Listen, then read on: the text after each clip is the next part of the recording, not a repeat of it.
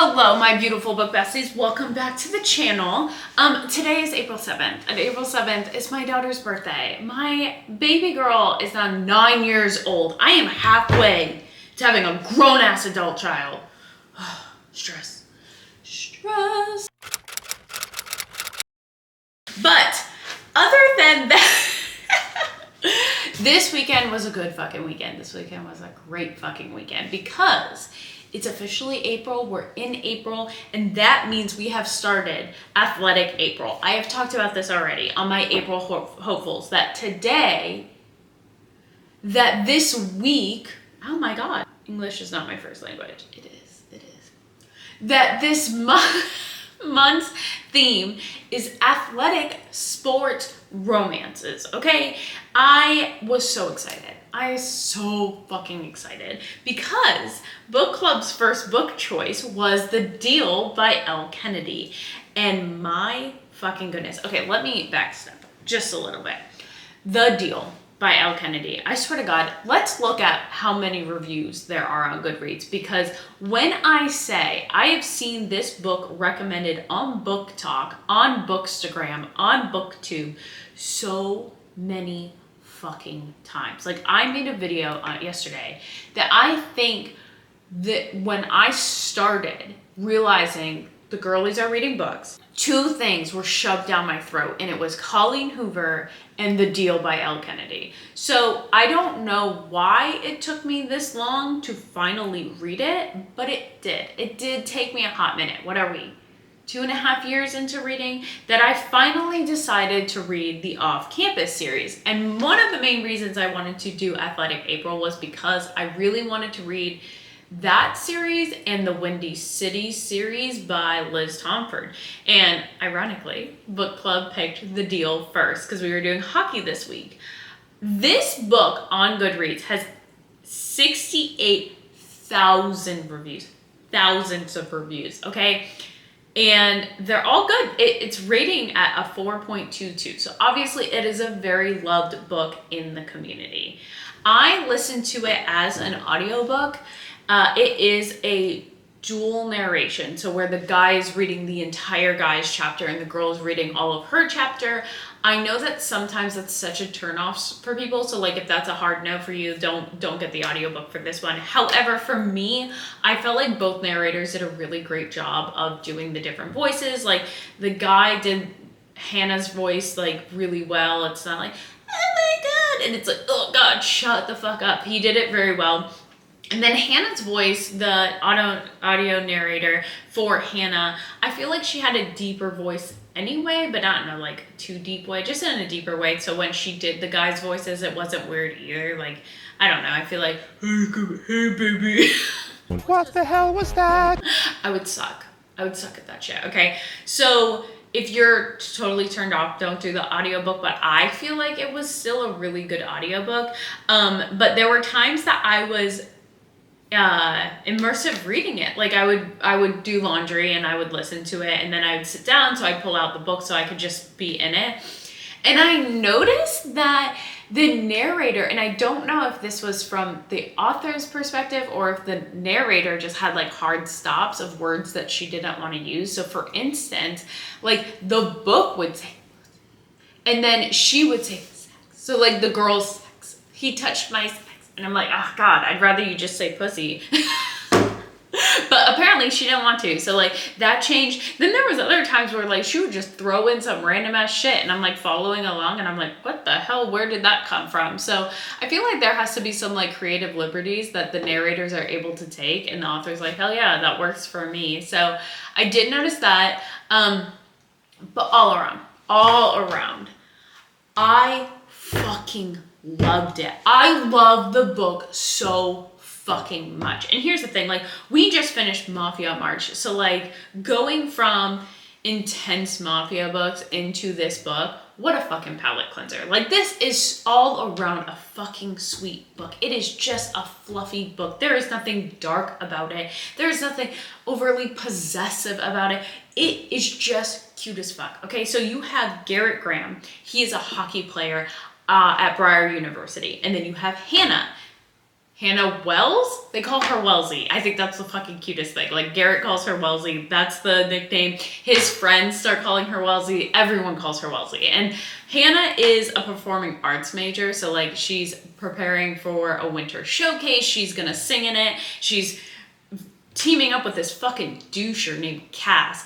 And first of all, we read the entire book as Cass. And then you learn at the end, his name's Cassidy. And I'm like, what fucking man has the name Cassidy and acts like he's a hotshot? So Cassidy, you need to get your fucking shit together. Fuck Cassidy, okay? Anyway, so Hannah starts the book, gets her paper back for like this ethics theoretical class that she's in. She got an A+. Most of the class failed. And so the new teacher that's teaching that class basically is told by the administration that she needs to let everybody like retake the test if they want to. And so Garrett's looking at his paper and he's like, I fucking failed. Like, my GPA is shot and I cannot play hockey if my GPA is shot. He's doing well in all his other courses. It's just this one and then one other class he has a C. So, like, he's a really smart kid. But Hannah has this idea that all jocks are fucking dumb as shit. She wants nothing to do with them. Except for Justin Cole. Oh my God, motherfucking Justin Cole on the football team. She's like, he's so cute. And he reads Hemingway and he's so mysterious. And he just moved here. I love Justin. And we're all like, okay, whatever. Like, get your bag, girl. Like, do your thing. And what happens at the beginning of the book is Hannah and Garrett accidentally run into each other, like physically run into each other at the lecture hall, and she drops her paper and he notices that she got an A+. And he's like, girl, I don't know what your name is. In his head, he's like, it starts with an M, I think, so he calls her babe. And he's like, hey, babe, you want to tutor me? And he's all charm. He is cocky as fuck. He is God's gift to women, right? And she's like, absolutely not. Ew, gross, whatever. And so, like, he's laying on the charm. He finds out her name. He finds out all this stuff about her. And she's like, absolutely not. I'm not fucking tutoring you. Ew, gross.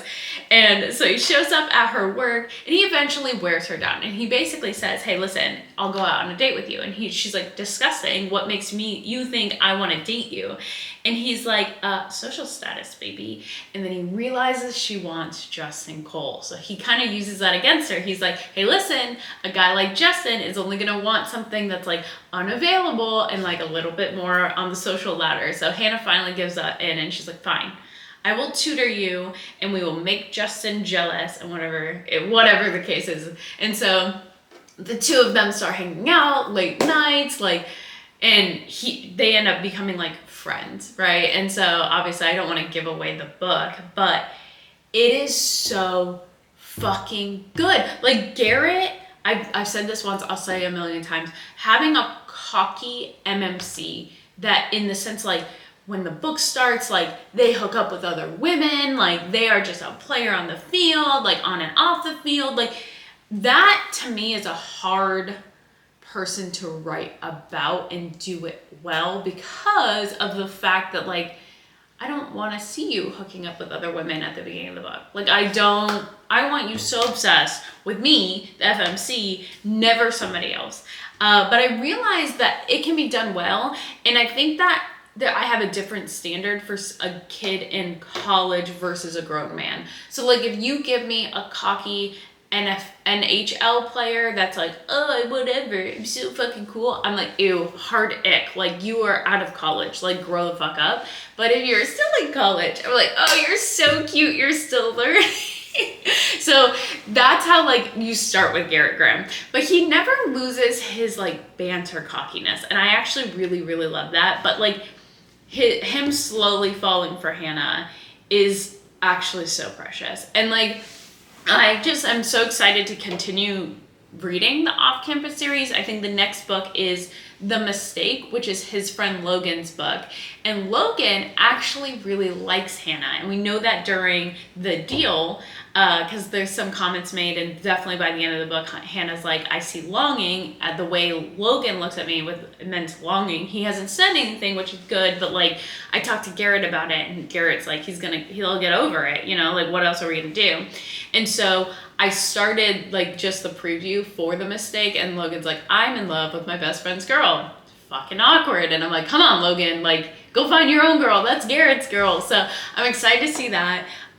Dean. Can we talk about Dean? I don't know why. I've already said this. Like, A cocky hockey player? I don't know. But if I'm introduced to him, like he's introduced to me in a different book, I'm so fucking pumped to see the turnaround for him. You know what I mean? Like, I don't know how else to explain that, but if I'm introduced to like a cocky, funny player in one book, I'm gonna eat that shit up. He's already my favorite. So Dean De Laurentiis, or whatever the fuck his name is, I am pumped. And I already know, just because of TikTok, that Allie ends up being his girl. But Allie right now has a boyfriend. So like, how's that gonna play out? You know what I mean? So long story short, highly, highly recommend this book for any, like, as a great palate cleanser for my dark romance girlies, for just anybody that loves hockey books. I know I've talked about like probably 800 of them. Highly recommend this series so far. It's worth it. Like, it's sometimes you're like, oh, it's not worth the hype. I don't know. I fucking loved it. I love the dynamic. I love the banter.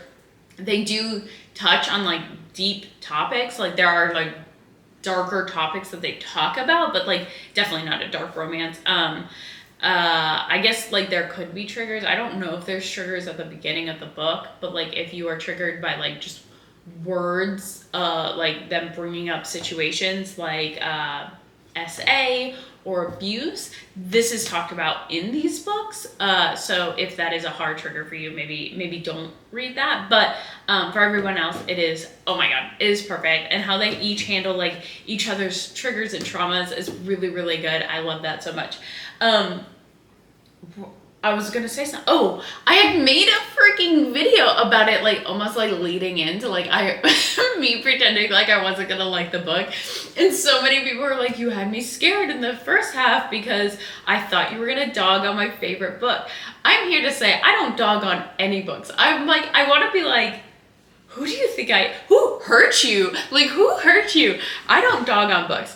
I will say if I don't like them or not, usually with you guys on YouTube, not on TikTok, because I feel like nobody actually listens long enough for me to actually like articulate why I didn't like the book. But it's very rare that I don't like a book. So yes, if it's very popular on TikTok, there's a great chance I liked it.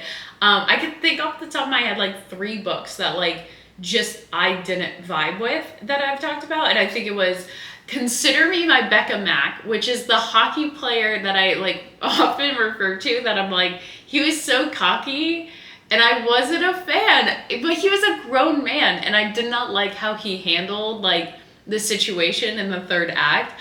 Wasn't a fan of that. Like, it's not that I didn't like the book. I just was like, what was his name? Connor? No, that's not his name. We don't remember. I was just like, broski, like, punch her in the throat and move on. Like, what the hell are you doing? In all fairness, I was reading a lot of dark romance in between that, so my way of handling dark situations or handling any situation at the time was very much like, pa pa, throw hands, bitch. Another one I didn't like so much that was very popular was Sick Boys by Clarissa Wilde, and that's me. That is hard, just me. There was so much degradation in that, and I was like, call me bitch one more time, I swear to God. And I think that happened with That Sick Love too. Like, he kept calling her a bitch, and I was like, call me a bitch one more time, because I'm about to delete you, okay, off my fucking Kindle or off my audiobook. So my talking shit about books is very small. I have no hate. You wrote a book. I'm very proud of you. The only thing is if it's something to do with me, you know, like, you're not the problem, book. It's me. I'm the problem. But yeah, anyway, the book is great. We are now reading The Wrong Play as book club book of the week. So that's exciting because that was my like most anticipated read for this month. So I put that back up yesterday. I think I'm like 45% done. So we will talk about that as soon as I'm done. But I am also going to make, I said this in the last video. I didn't make it yet because I'm scared. But my 25 for 25. So the 25 books I'm very interested in reading for this year. I keep thinking about it. I'm nervous that I'm not going to be able to narrow it down. Because every time I think of a new book, I'm like, oh yeah, I want that on the list. And I'm like, how long is the list? So I'm going to have to do a little bit of soul searching, but I will get that up this week for sure. And then as soon as I finish The Wrong Play, that will be up as well. So I hope everybody has a fantastic day and a fantastic rest of the week. And I will see you next time. Bye.